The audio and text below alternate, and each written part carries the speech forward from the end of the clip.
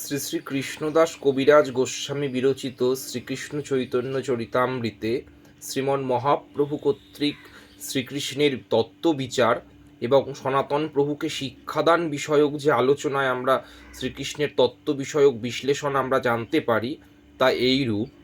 শ্রীকৃষ্ণের স্বরূপবিচার শুনো সনাতন, অদ্বয় জ্ঞান ও তত্ত্ব ব্রজে ব্রজেন্দ্র নন্দন, সর্ব আদি সর্ব অংশী কিশোর শেখর, চিদানন্দ দেহ সর্বাশ্রয় সর্বেশ্বর, স্বয়ং ভগবান কৃষ্ণ গোবিন্দ পরনাম, সর্বৈশ্বর্য পূর্ণতার নিত্য গোলকধাম। জ্ঞান যোগ ভক্তি তিন সাধনেরও বসে, ব্রহ্ম আত্মা ভগবান ত্রিবিধ প্রকাশে। ব্রহ্ম অঙ্গ কান্তি যার নির্বিশেষ প্রকাশ, সূর্য যেন চর্মচক্ষে জ্যোতির্ময় ভাসে। পরমাত্মা জিহ তিহ কৃষ্ণের এক অংশ, আত্মার আত্মা হন কৃষ্ণ সর্ব অবতংশ। কৃষ্ণ এক সর্বাশ্রয় কৃষ্ণ সর্বধাম, কৃষ্ণের শরীরে সর্ববিশ্বের বিশ্রাম। কৃষ্ণের স্বরূপার শক্তিত্রয় জ্ঞান, যার হয় তার নাহি কৃষ্ণে অজ্ঞান। সেই গোপী ভাবামৃতে যার লোভ হয়, বেদ ধর্ম ত্যাজি সে কৃষ্ণরে ভজয়। রাগানুগা মার্গ ভজে যেই জন, সেই জন পায় ব্রজে ব্রজেন্দ্র নন্দন। সর্বশেষে আমরা যেটা বললাম সেটি শ্রীকৃষ্ণের তত্ত্ববিচার বিষয়ক বিশ্লেষণ নয়, সেটি রায় রামানন্দ কর্তৃক ভগবৎ প্রাপ্তির যে বিবিধ উপায় রয়েছে।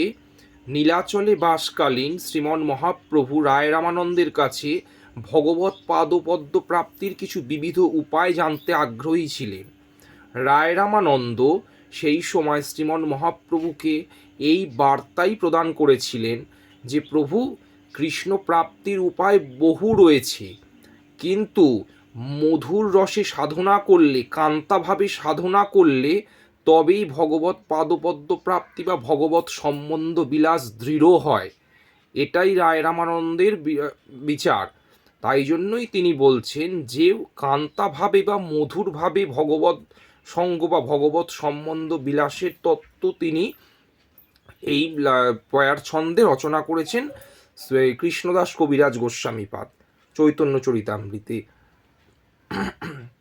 আমরা দেখতে পাই যে ভগবানের সঙ্গে ভক্তের যে নববিধা ভক্তির যে একটা প্রাধান্য এসেছে, সেই নববিধা ভক্তির মধ্যে কখনো শ্রবণ মনন কীর্তন পূজন বিষ্ণু পাদপদ্ম সেবন এগুলোর প্রাসঙ্গিকতা উঠে এসেছে।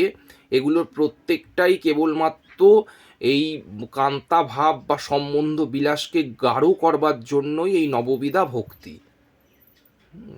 আজ এই ভক্ত ভগবানের যে সম্বন্ধ রসকে আরও গাঢ় করবার জন্যই ভগবৎ সেবা নিষ্ঠা, ভগবৎ নাম নিষ্ঠা, ভগবৎ মন্দির নিষ্ঠার যে প্রাধান্য উঠে এসেছে, তাহাই শ্রী শ্রী হরিভক্তি বিলাস। তাই জন্য আমার চ্যানেলের নাম হরিভক্তি বিলাস, এই নামকরণ সার্থক মনে করি।